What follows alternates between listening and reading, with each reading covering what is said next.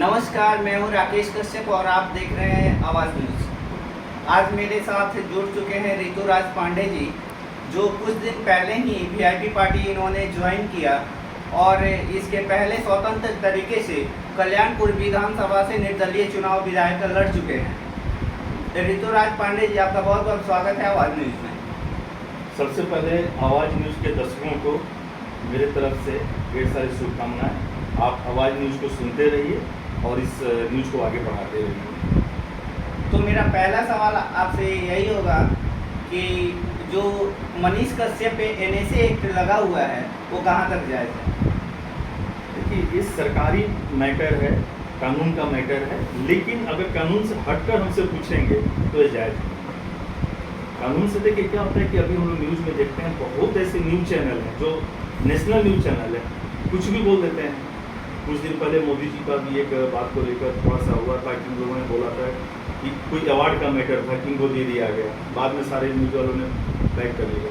तो इन छोटी छोटी बातों को लेकर इतना बड़ा इशू नहीं बनाना चाहिए। मुझे लगता है कि मनीष कश्यप जी कहीं ना कहीं से ये अपने पार्टी पॉलिटिक्स के खेल में फंस चुके हैं। यानी एनएसए का मतलब क्या होता है? नेशनल सिक्योरिटी एक्ट होता है, एक्ट के नाम से आता है। एक्ट के नाम से उसका तो मतलब होता है देशद्रोह का केस लगना। तो ऐसा कौन ऐसा देशद्रोह मनीष कश्यप ने कर दिया है? बिहार सुधारने का कोशिश कर दिया, ये देशद्रोह है क्या?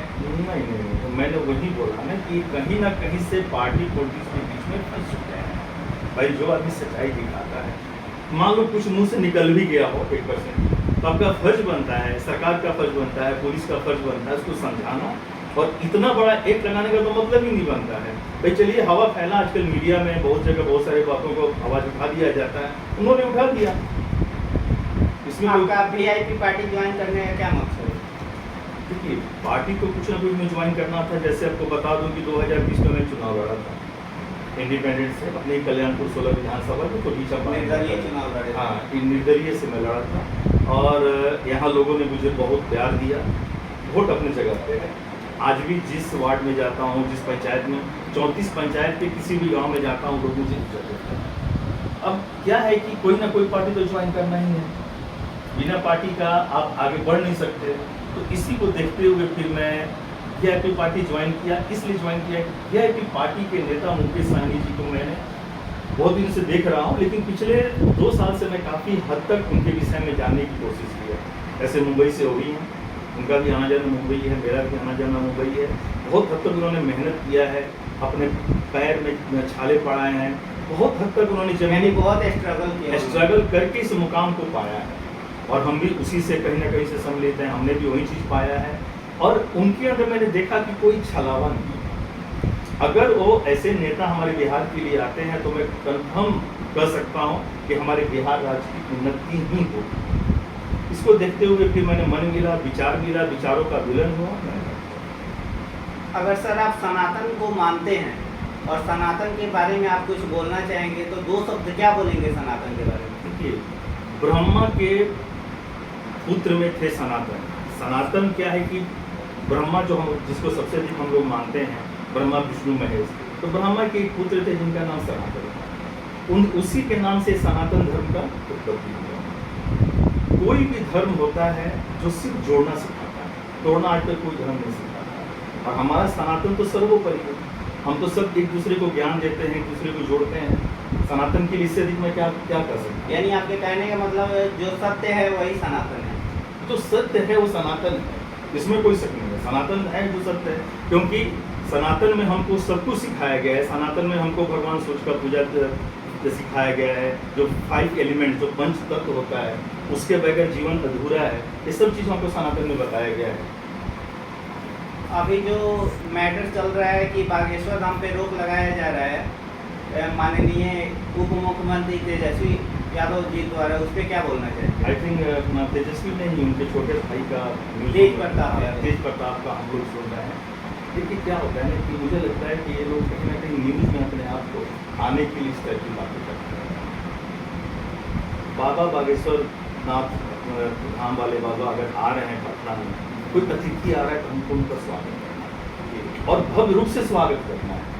उनको भी ये मालूम है, जो आदमी आज से कल की बात है, जो आदमी जाकर देश के महामहिम राष्ट्रपति से मिलकर आता है, जो आदमी प्रधानमंत्री से मिलता है, वो ऐसा तो कुछ है नहीं, और कुछ भी तो वो बोलेंगे नहीं। और जितने हमारे बाबा हैं, जो ज्ञानी पुरुष हैं, कहीं ना कहीं हमको ज्ञान ही देते हैं। हमको क्या ज्ञान लेना है हमारे ऊपर डिपेंड करता है, लेकिन रोक लगाना नहीं लगाना ये तो सरकार का मैटर है। लेकिन सरकार भी कभी कतई नहीं चाहेगी कि इस टाइप का रोक हो। अगर रोक लगाना ही होता तो परमिशन नहीं मिलता। जब परमिशन गवर्नमेंट दे चुकी है तो रोक की बात कहाँ से? रोक के कहीं ना कहीं वो मीडिया में आने का कोशिश कर रहे हैं, वो अपने बारे में चर्चा कर रहे हैं। सिंपल सी बात है ना, नीतीश जी इस बात पे आगे बोल रहे हैं, ना उप मुख्यमंत्री जी बोल रहे हैं, तेज प्रताप जी बोल रहे हैं। उनका हो सकता है कुछ मन की अपनी बातें हों, लेकिन ये चीज़ दुख की बात है कि अगर कोई बिहार में आता है, जिससे हमारे पूरे बिहार के साथ साथ पूरे बिहार का नाम पूरे देश में हो रहा है, इससे हमको खुश होना चाहिए। अगर आप वीआईपी पार्टी से चुनाव लड़ के अगर यहाँ पे विधायक के रूप में आते हैं तो आप कल्याणपुर के विकास के बारे में क्या बताना चाहेंगे? जो अभी कल्याणपुर का स्थिति बहुत दयनीय हो चुका है, ना स्वास्थ्य केंद्र सही से चल रहा है, ना रोड की स्थिति दयनीय है, उसके बारे में क्या बताएंगे? देखिए, सबसे पहले अगर कल्याणपुर की जनता, कल्याणपुर के भाई, कल्याणपुर के गार्जियन अगर हमको उस लायक समझते हैं, अगर हमको अपना वोट देकर हमको उस कुर्सी पर बैठाते हैं, तो मैं आपके चैनल के माध्यम से पूरे जनता को, कल्याणपुर की जनता को वादा करता हूँ कि सबसे पहला मेरा होगा शिक्षा, क्योंकि विकास की जननी इंसान का शिक्षित होना है। तो शिक्षा का जो व्यवस्था है, जो स्कूलों का व्यवस्था है, जो हमारे गार्जियन परेशान है प्राइवेट स्कूल में जाने के लिए, तो मैं दावे के साथ बोल सकता हूँ 1 साल के अंदर कोई भी गार्जियन प्राइवेट में नहीं जाएगा। सब उसी सरकारी स्कूल में वही शिक्षक पढ़ाएंगे और उससे हमारे बच्चे उसी सरकारी स्कूल में पढ़ेंगे। स्वास्थ्य की बात है, स्वास्थ्य के लिए हम पूरा कोटवा हो, कल्याणपुर हो, गजिया हो, सभी जगह हम लोग दुरुस्त करेंगे। मेरा काम ही नहीं है। हमको जनता चुनती उसके लिए, हमको जनता बैठने के लिए नहीं चुनती है, हमको जनता पार्टी में अटेंड करने के लिए नहीं चुनती है। हमको जनता चुनती है कि हम सब जगह जाएं, लोगों का देखें। उसके बाद आता है रोड। आई थिंक आपका न्यूज़ में पहले भी देखा था, कल्याणपुर का रोड की जो स्थिति है, थोड़ा सा बारिश के आ जाता है, बहुत बुरा, थोड़ा सा बारिश आता है तो घुटने पर पानी लग जाता है। और ऐसा नहीं इसको नहीं सुधारा जा सकता। इससे खराब रास्ते को सुधारा गया है। सिर्फ एक नल का पानी की निकासी का व्यवस्था करना है। हमारे तरफ दोनों तरफ नहर है, तो कल्याणपुर की बात करें तो उधर भी नहर है और इधर भी नहर है। आराम से हम नाला बनाकर पानी को निकाल सकते हैं और रोड को अच्छा ऊंचा बना सकते हैं। इतने विधायक लोग आए लेकिन उस पर क्यों नहीं विचार किया? मैं वही बता रहा हूँ कि सोच वहाँ तक नहीं जाता है। उनको समय कहाँ है? समय होता है कि भाई अपने आसपास के लोगों से घिरे रहना, चले गए, शादी अटेंड कर लिए। अब सुनिए ना, विधायक हम मुखिया को चुनते हैं, मुखिया आप क्यों चुनते हैं? मुखिया को अब इसलिए थोड़ी चुनते हैं कि मुखिया जी हमारे घर पे आके बैठ जाएं और हमारे लिए थोड़ा सा, आज की मुखियाओं की मैं स्थिति ऐसा देख रहा हूँ कि भाई बदल तक उठा रहे हैं। एक पद होता है, आप एक पद है, पद की गरिमा आप नहीं समझ रहे हैं, ठीक है, आपको वहाँ काम करना है, कीजिए, लेकिन उसके साथ साथ उस पंचायत का विकास कैसे होगा ये भी आपको सोचना है। तो हमारे जितने अभी तक विधायक हुए हैं, या तो उनका ध्यान वहाँ तक नहीं गया, या तो फिर हमारी जनता ने इस टाइप का आवाज़ नहीं उठाया। लेकिन मैं उस चीज़ को देख रहा हूँ, हमको जनता कहे या ना कहे, इसके लिए मुझे पटना में अनशन करना पड़े जीतने के बाद, इसके लिए मुझे विधानसभा में जाकर मुख्यमंत्री का पैर पकड़ना पड़े या फिर बहस करना पड़े, करूँगा और कल्याणपुर सहित कोटवा का रूप सही करूँगा। जो हमेशा पलटते रहते हैं 2024 और 25 के चुनाव में, आपको क्या लगता है कि फिर नीतीश कुमार पलटने वाले हैं क्या? देखिए, उनका पर्सनली मैटर है, इसमें हमको बोलना उचित नहीं होगा। वो लोग हमारे राज्य के बहुत सीनियर नेता हो चुके हैं। हाँ, एक बात है कि आदमी को अपने एक रास्ते पर चलना चाहिए, कोशिश ये होना चाहिए कि जिस रास्ते पर मैं चलूँ उसी को आगे बढ़ाऊँ।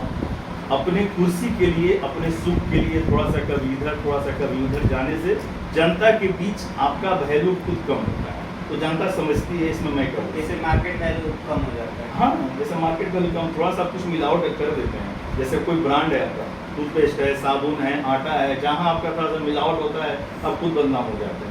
जैसे सुधा वाला ने इसके पहले मिलावट कर दिया तो सारा दूध वेस्ट हो गया। राइट, उसी ढंग से आपको मिलावट से बचना है। ये मिलावट ही हो गया, कभी इससे कभी उससे, कभी उससे आप मिलावट ही कर रहे हैं, तो इनसे आपको बचना है।